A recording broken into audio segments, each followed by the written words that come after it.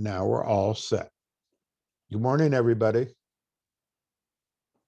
Good morning, Gary. Yeah, don't talk with your mouths full. Okay, so I'm going to go over the quiz. You didn't have a quiz. Okay, so what I'm going to do now is I am going to start, make sure that we're all on the same page because I was confused. What we're doing today is finishing up Teotihuacan, and then we're going to begin several classes on the Mayans. And you have an assignment due Wednesday night based on an article about Mayan saints. And what's interesting about this article is it shows how the Mayan culture has persevered till today. And a lot of people say things like, oh, they were absorbed by the Catholic Church. But the reality is still more Mayan than Catholic. And it's a pretty intense article. And then starting on Thursday, we're going to start going through chapter 5. Did I tell you that, or did I? Yeah. Read the first part of chapter 5 up to early Mayan culture, but we might be able to get further than that. Okay. Marissa, do you have a lice in your hair? No, it was just in my face. Gabby said you were looking for lice. Okay, Gabby, you feel better now? And it's not transmitted over the internet anyhow. Okay. Loopy, are you really talking on your phone under the table? Okay. Here we go. So I'm going to continue. We're going to wrap up Zapotics. Okay, and we finished with the Golden Age, right? Okay, I just want to make sure. So you see the screen? And did we do this? We did this screen, I believe, right?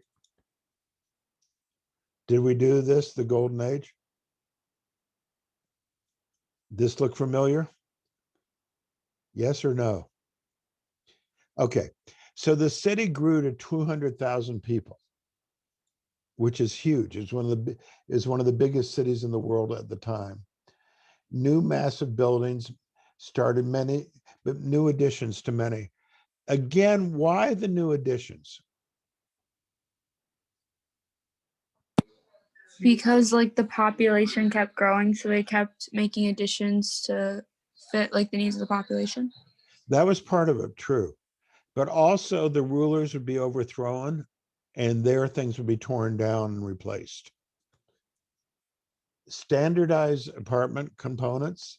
You think we're new with that with our culture, but we're not. And they had ranges from hundreds packed in tight to very spacious elite quarters. And each neighbor had unique murals. Several neighborhoods were workshops, and the workshops were often neighborhoods from people who were imported into the city. They had 400 obsidian workshops, and they made some for local and some for export. How do we know the difference?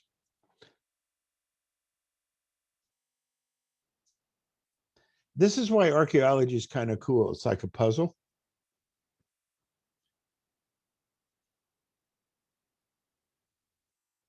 How do we know what was used locally and what was used for export?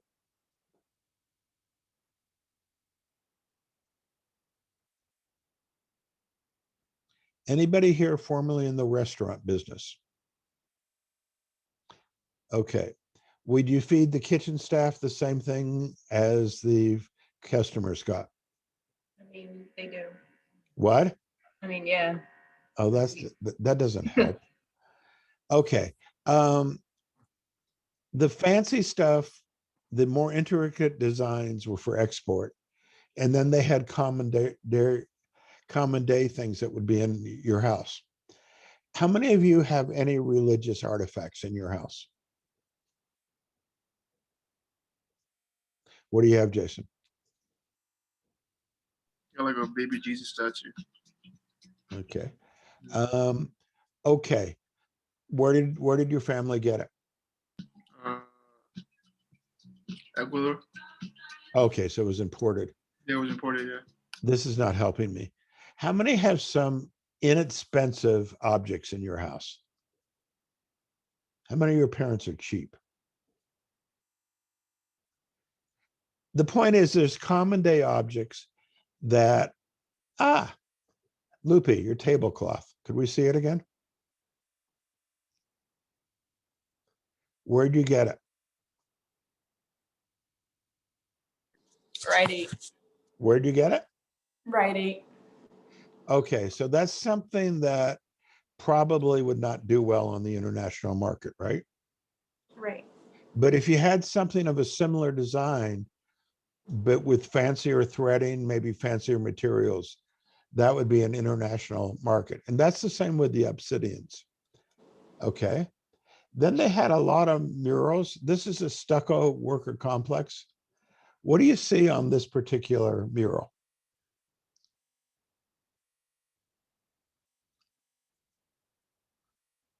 What sort of designs do you see? Looks like flowers. Looks like flowers, yeah. You see the roots underneath? There looks like there's an eye in the left one. The left one certainly has an eye. And the other one seems to have a door, right, to the afterworld. And then you also see trees spreading out. And then in between the tree branches, you see maize or maize, right? So you see very intricate murals. Okay, here's some more examples. The priest had the fancy ones. What do we see here?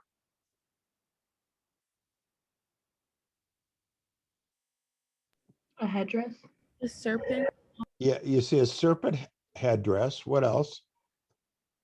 This dude is all decked out for Hoboken on a Saturday night. What else?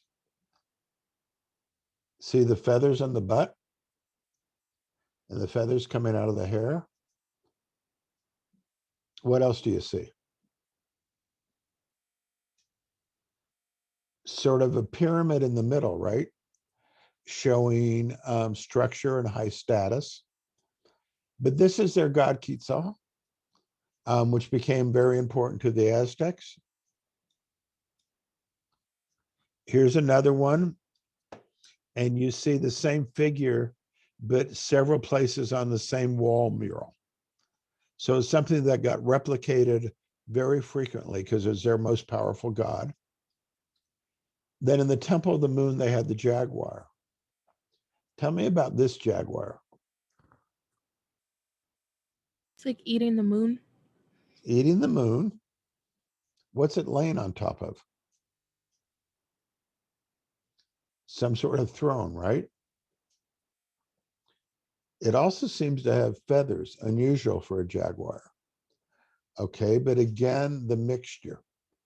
What's also interesting about this jaguar is it doesn't really have any human features, which is very different than we saw in earlier cultures. Then here we have, oh, this is a good one. What's going on here? It looks like a sacrifice. Yes, it is a sacrifice. Somebody's about to be lunch, right? And it's a human figure being sacrificed to the jaguar. And here we have, that one just pop up? Oh, and fertility of the sun. Here you have the sun, and she represents, this time, a female holding corn in one hand and a staff in the other hand, and ready, corn is fertility, or maize. So you see how intricate their drawings were. Next,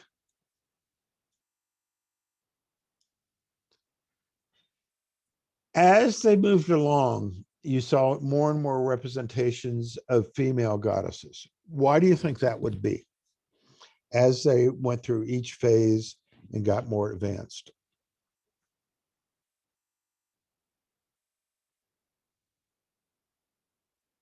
Why would they be shifting from male to female?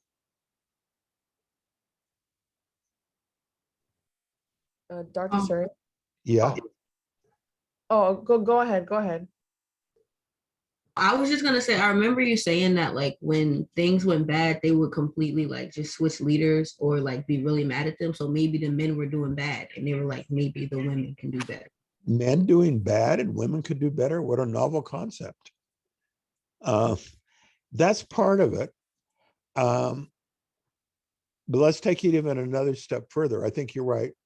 Des, were you going to say something? Yeah, I was gonna say, does it have to do with fertility? Again, sort of. Now let's put those two together. The male gods were not producing. Now, in the past, the male gods would be replaced by other male gods, or I should say rulers who had access to the traditional gods. Now the population became really dense. So they had to produce more. And where does food come from? ShopRite or the earth? The earth. Okay, But don't go ahead. But don't what? You're muted. can you hear me now? Yes, I can. Okay. So was there a change, like more of like a change in focus from men to Yeah. female, just because the females are more likely to be gatherers, so like they're like Well, that- bringing in the food They weren't for gatherers, the but village? they were, they were way beyond gathering, but they were certainly the planters. And the earth was what produces food. And whereas they relied on warfare and capture, now they were relying on intense agriculture. So that was a shift to the gods. And sometimes even children would be on the throne. Here's a sculpture of a child on the throne, right? Well, maybe not. Nice. Fertility for sure. Okay, she's hot, right? Now she's a fertility goddess. Okay. She is cradling, although it's no longer there, a baby. And what else is interesting about this statue that is different again from the male statues? I don't know if this is very square. Yeah. Is square not cool? I don't know. It just looks different. Yeah, it's a different shape. And there's something else that's really different. You see the earrings, which are any high status person could get. She does not show any jaguar, does not show any bat. She's fully human form. Okay. So it's a switch to reality. Eyes are all seen.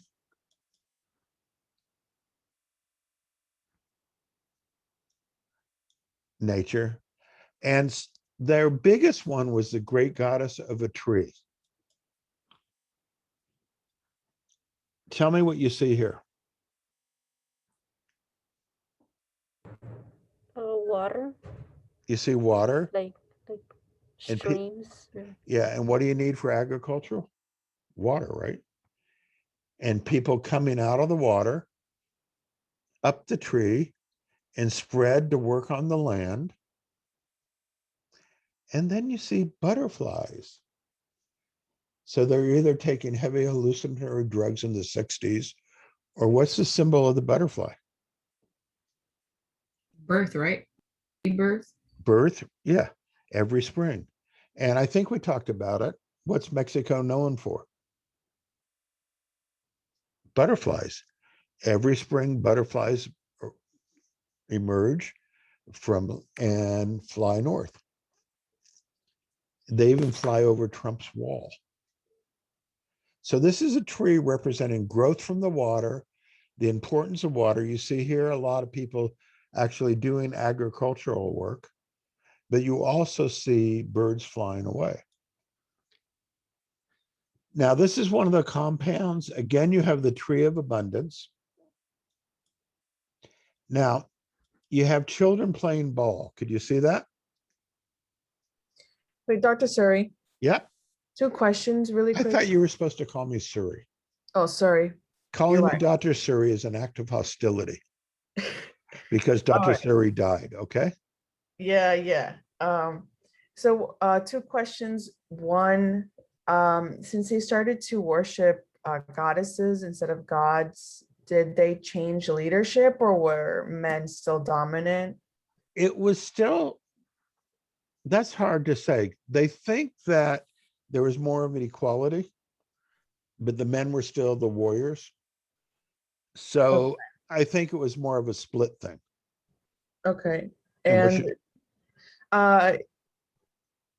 I think I forgot what compound was. What is that?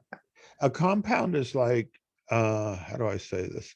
It's a group of people living together within the same unit. It might be several houses in a compound. But not like, not a village, right? That's No, within a village, it would be almost a walled neighborhood. Maybe a barrio would be a right contemporary term. And you had Yeah. it for the wealthy. Or for example, the Kennedys on Cape Cod, those that didn't die, have the Kennedy compound, which are several houses in the same area. Gotcha. Thank you. Yeah. Now, so these kids are playing ball. Now, what's odd about this are 2 things. They still have not, in this city, they have still not found a ball court.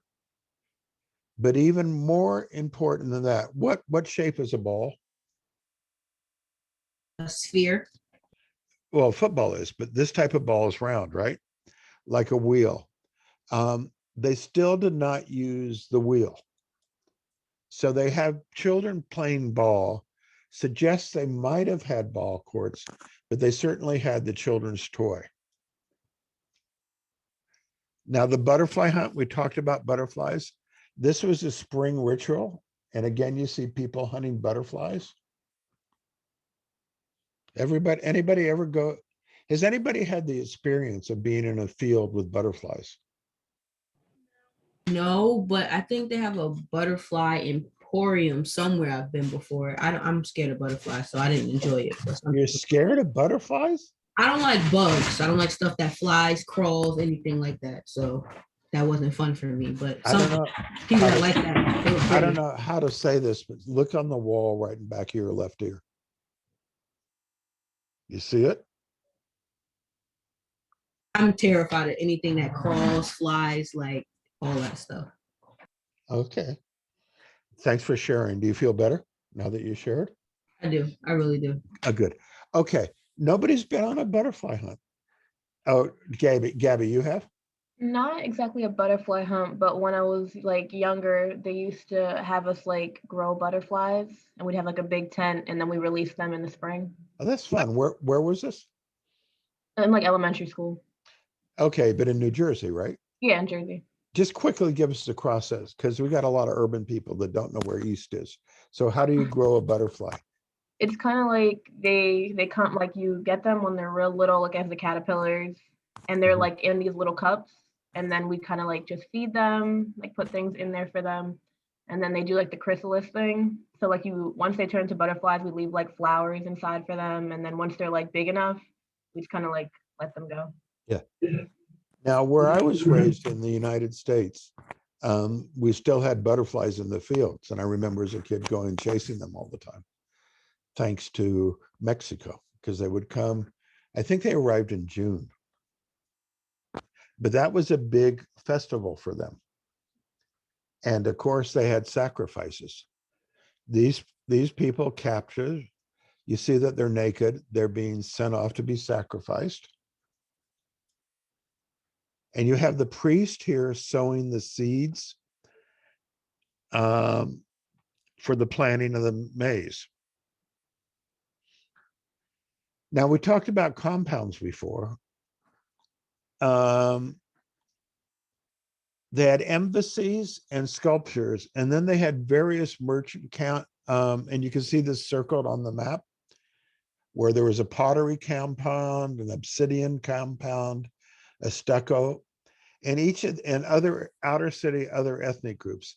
It was a very ethnically diverse city. Okay. They had pottery from the Gulf Coast, and these different in style from the apartments elsewhere because they were rounded buildings as opposed to square buildings. And then around 750, as a large, powerful city. And remember, they had gone as far south as Honduras and Guatemala. They collapsed. Here's a chart. Could you read this chart okay? It shows the amount of rainfall. And you can see a huge dip where I'm highlighting now. So the rain gods were not doing particularly well for the people. Drought began. With that comes malnutrition. They began to find a higher percentage of young skeletons. How do you know, how do we know how old people were? Carbon dating. Radiocarbon dating. And this pattern was across the Yucatan Peninsula. So it's Mexico and the Yucatan. Soil erosion. And then between 650 and 750, destruction of selective temples. I mean, okay, this god is no longer working. Let's knock you down. Oh, these compounds are for people that are hurting the city. Let's get rid of them. These sculptures of gods are not working for us either. So let's get rid of them. And there's evidence that this was all internal. How would we know that it's internal?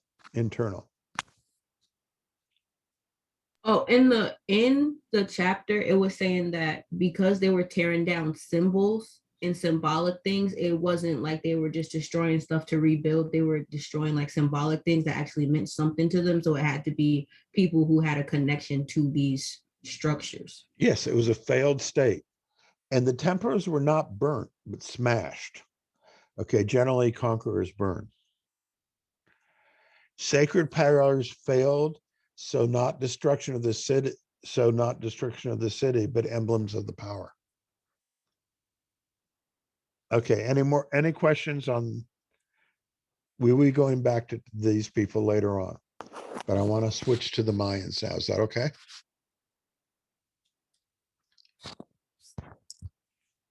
Somebody's in the chat room. I'm sorry. Could somebody, just when somebody chats, if it's, do the different colors of people mean something? Whoops, sorry. Different colors of people mean something. I don't know. That's a great question. Karina. Anybody have any thoughts on that? Can you hear me? What is the question? I think Karina I asked, think she chatted you privately because we didn't get it. did the different colors of people mean something? I would guess yes, but I will have to look that up. Are we talking like different colors in the pictures, or are we talking like Yeah. literally different colors of the people that live there? No, different colors in the pictures. Okay. In the stuccos. That's a great question. I suspect yes, but I wouldn't know for sure. Does anybody else? have a- Question. Like, could the different colors like mean like different levels of like status? Could that be? That would be my guess. I will try to find that out by Thursday. I always think it's funny when people try to interpret colors when the artist probably just like that color. Could be that, except there's a uniformity there too. I will also say that too, back then they probably, I mean, I'm sure they didn't have advanced, color wheels. So all of their stuff was pretty much made from natural resources. So I'm sure those were colors that they could easily come up with. That could be it too.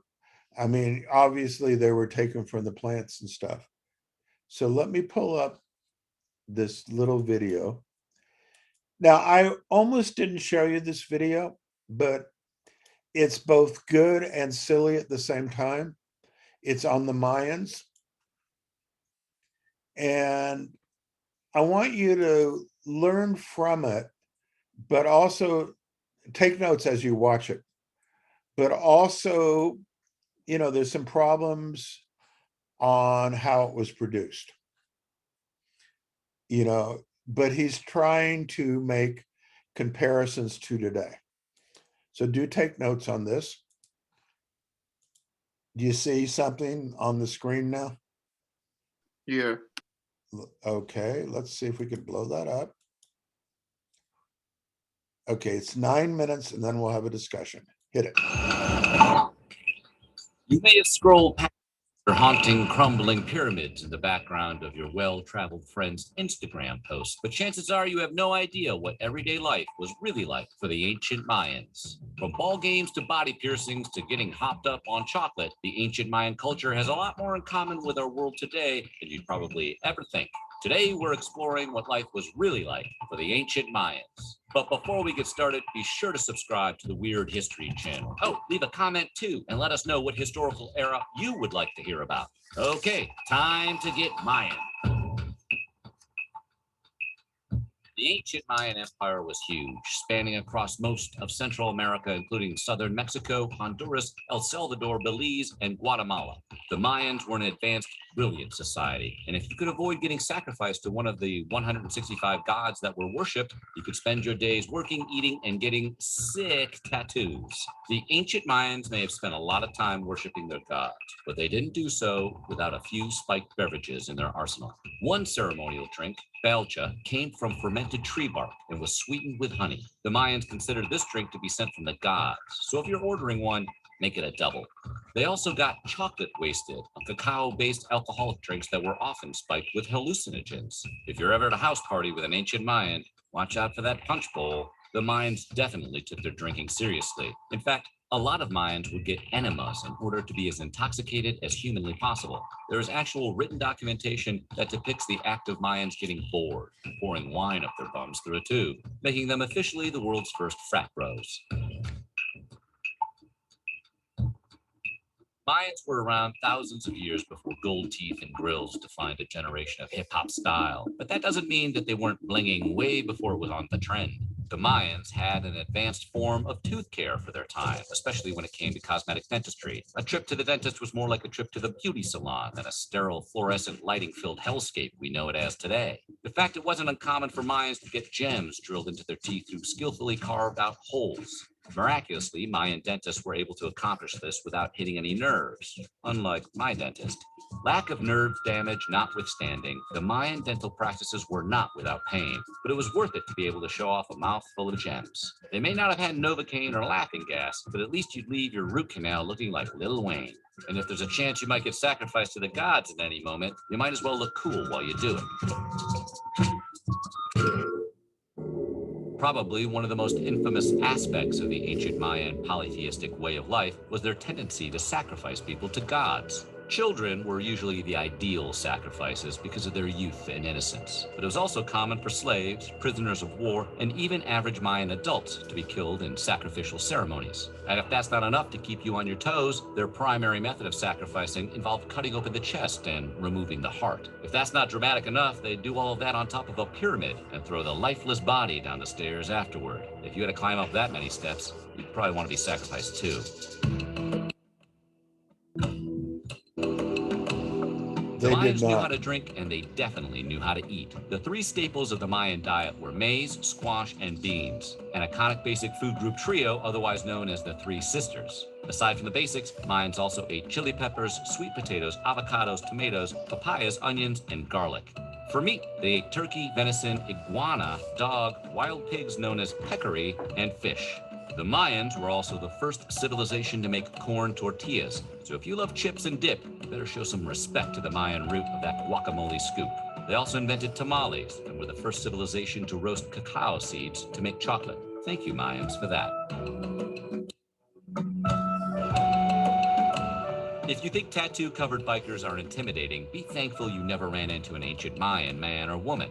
Their process for getting inked up involved getting painted on and then cut into, culminating in another coat of paint over the open wound. That process sounds just a tad more horrifying than getting a peace sign tattoo gunned on your ankle. If you were Mayan and you got a tattoo, you were considered one of the bravest people to exist. Remember that the next time your workplace sends you home for showing off your infinity sign tattoo. You're just as brave as an ancient Mayan who got cut open and painted. Men would wait until after marriage to get their tattoos, and women would get tattoos as well, avoiding the breast area. Piercings were popular too, and not just for looking cool, but also as bloodletting sacrifice to the gods. In a move more punk than any counterculture scenester could ever imagine, Mayans would pierce their ears, genitals, and tongues with thorns or stingray spines for both cosmetic and ceremonial reasons. The Mayans were partly so into piercing because they were master jewelry makers. Only men wore nose and lip plugs, though. Whether the piercing was for religious reasons or secular, you can definitely say the practice made all of their faces holy.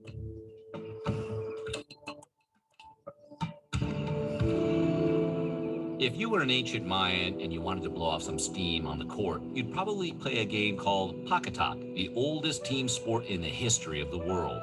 Unlike a casual game of playground basketball, Pacatak was not for the faint of heart. Even LeBron James might have struggled with bouncing around a 10-pound rubber ball with only the use of his midsection and hips. The game was notoriously brutal, and players would die of internal bleeding just from the sheer force of getting hit with the ball. Often prisoners would be forced to play each other in a game of Pacatak to determine who would get sacrificed to the gods. That is the epitome of a sudden death game. If you ever feel like your looks aren't measuring up to society's standards, be grateful you weren't alive during the ancient Mayan times, when the peak standard of beauty was being cross-eyed and having an elongated skull in the shape of an ear of corn. Mayans wanted so badly to look like a far-sighted yellow vegetable that they, in a practice similar to the Egyptians, would bind their infant's malleable skull between two planks of wood for long periods of time in order to achieve the look du jour. But hey, it's still probably more natural than Botox. Imagine a world where everyone was racing to get a receding hairline that resembled George Costanza. The five-head look was big amongst the ancient Mayans, to the point where men would shave or even burn their hairlines to create a more drastic receding hairline. The elite class also wore elaborate headdresses consisting of animal skins, jade, and other precious materials. Our elite class today isn't so different. Just look at the headdresses of the people who attended the Fire Festival. The Mayans thought to treat asthma with tobacco, a salve that made about as much sense as curing alcoholism with a shot of vodka. They were also guilty of some other medical mistakes, like thinking the cure to an upset stomach was getting drunk on Balchi or vomiting. Definitely sounds like a drunk person came up with that one. Various medical gaffes aside, the Mayans were an incredibly hygienic people and consistently bathed. While other cultures were living in feces-covered castles, the Mayans had figured out the practice of washing their hands and mouths after eating and often took cold water or steam baths before religious ceremonies. With all the piercing, tattoos, teeth jewelry, and crazy hairdos, the majority of ancient Mayans knew to keep it simple when it came to clothing. Men typically wore basic loincloths, and sometimes they added ponchos in colder weather. Women wore blouses and long skirts. But what would a society be if their elite didn't take their fashion up a notch? At ancient Mayan Fashion Week, you'd probably see wealthy men and women wearing elaborate getups, bejeweled with shells and jade. Among commoners, women typically worked in the home, raising children, collecting honey, sewing, and making pottery. It may sound stale compared to our modern society, but hey, at least gender roles help create clay bowls. While women worked domestically, men typically worked in the fields, known as milpas. And that was no easy task, considering ancient Mayans didn't use animals like horses or oxen to help them tend to crops. Farming was all done by the brute force of man's own hand. Talk about DIY. Here's your compound. Most Mayans, regardless of economic class, lived in residential compounds that included extended family all under the same roof. Even if you were a rich Mayan, there was no escaping your in-laws. Their houses consisted of several buildings arranged around patios and terraces and were typically made from limestone with packed soil floors and adobe-covered walls. The Mayans are often lauded for their advanced technological genius, but coming up with a floor made entirely of dirt sounds pretty smart. You never have to sweep.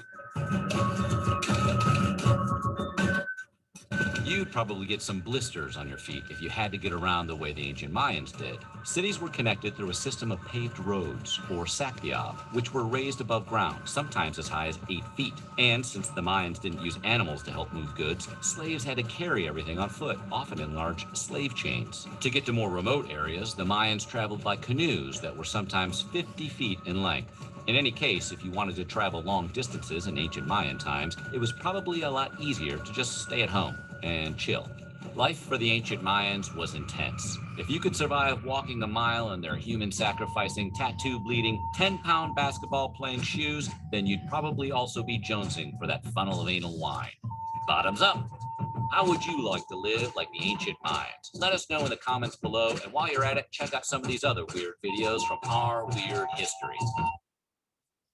Okay. What do you think?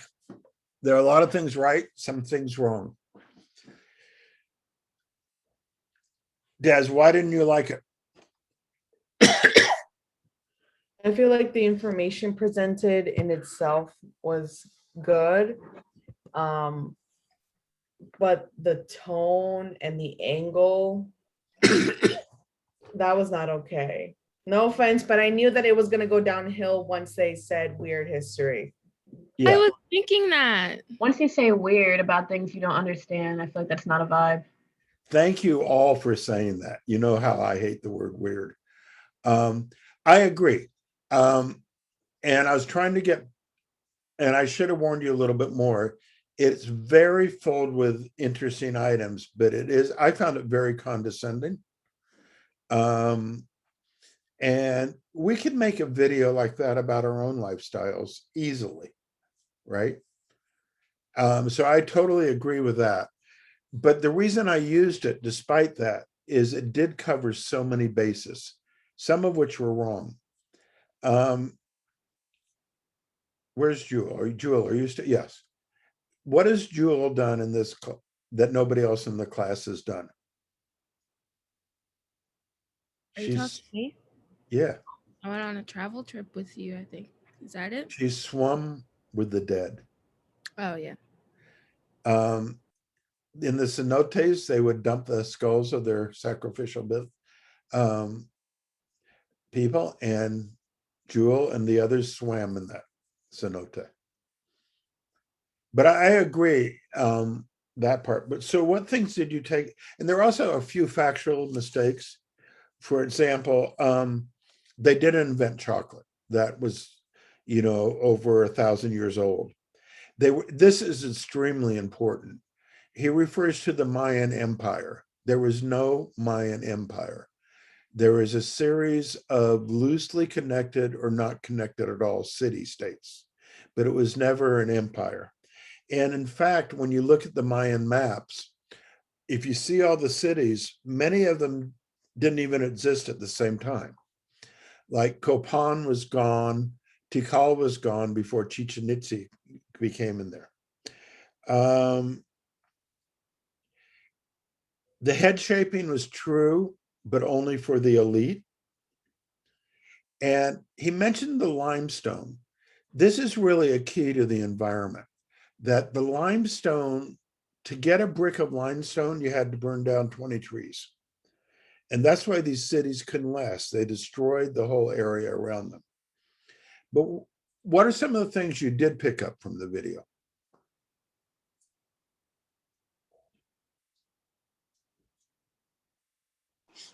Like in the video, it placed an importance on like just tattoos and like for like religious and ceremonial reasons, as well as like different piercings.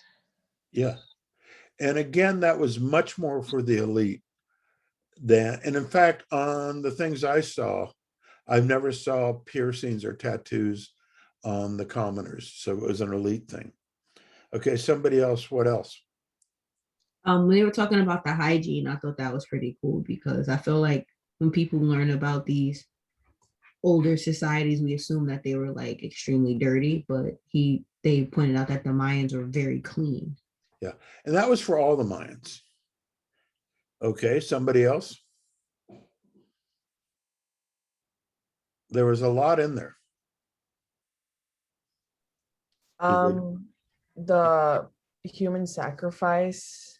Yeah, I thought that I had heard that that was not true, and it was something invented by colonizers as a justification, but it turns out that it was true to a certain extent. yeah.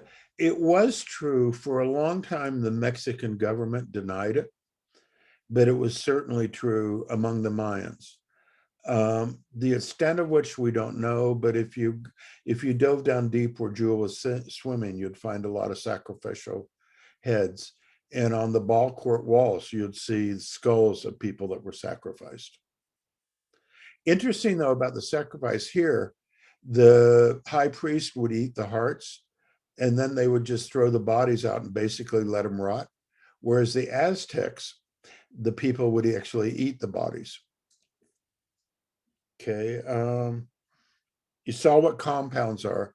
Their paved roads were set, by the northeast, south, and west, and went across the Yucatan.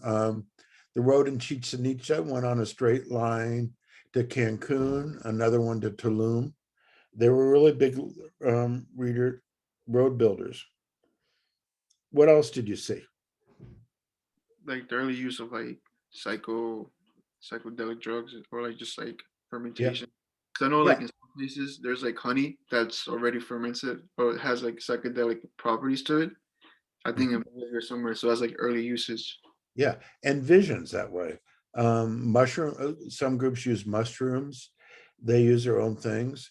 And combined with the eminas, so you could get empty your system so you're more, Like getting intoxicated so like they could reach like yeah. well, Mariana, when you get stoned, do you do it on a full stomach or an empty stomach? Or are you there? Christopher, what about you when you get stoned? Is your stomach full or empty? Okay. The dentistry. We have evidence now, and Karina will learn this in the other class, that the Neanderthal had dentistry as early as 150,000 years ago. So dentistry is not so new. The skull shape, the no animals, I can't emphasize how important that is, because those are big ass pyramids, and to move that stuff around without animals. And it also shows how stratified the society had to be to enforce that. Skull shaping is not unusual for many groups. What was unusual for the Mayans, it was just done among the elites. There's a Native American group called the Flatheads, and guess what their skulls look like? Flatheads, yeah. Here the elite were used. Egyptian used it. The Ubangi group in Africa would stretch the lips out by putting different sized bowls in for up to 5 years, so the lips would be out in a natural thing. And Chinese foot binding too. Oh yeah, and now Chinese foot binding is interesting because it was a way to control women as well. Like the cover story was little feet are pretty, but really you couldn't move very quickly. Yeah, so that's a good connection. They still don't know exactly who was sacrificed after the ball games. Certainly elite prisoners were. Sometimes elite in their own cities were too. Anybody else? Oh, something else that just started appearing, not the trip Jewel was on, but the trip before that. They accepted gay Mayans. And Jewel, were you there when we had the conversation with the guide about that? Or that might have been, Yeah, what? I think it was, I don't remember, but I kind of remember. Yeah, that might have been the trip before, because one of the students asked, were there any gay Mayans? And the guard said, shh. And then after the tour, he took us to a part of the bookstore where they had a whole series of photographs of gay Mayan, or pics of gay Mayans. So that was a part of their culture as well. So yes, it was tacky. On the other hand, it did cover a lot. I could have shown you the Mel Gibson movie, but I can't support that man. Okay, so for Wednesday night, you know what you got to do, right? Yes. And it's a kind of intense article, but it really, to me, it's so important. Not only has the language survived, the people have survived, but a lot of their customs are in there. I first became aware of what you're going to read about in this thing when I was 1973, when I was driving to Panama, and I was in a mountain town called Nisto, and they were doing one of the ceremonies where they took the priest out of the church and hung with him. Okay. So we will take a good look at this. We'll discuss that in the beginning of chapter 5 on Thursday. I guess the big takeaway, it was never a Mayan empire. It was separate city states. And Mayan is probably a term that shouldn't be used. Peace out. Stop recording.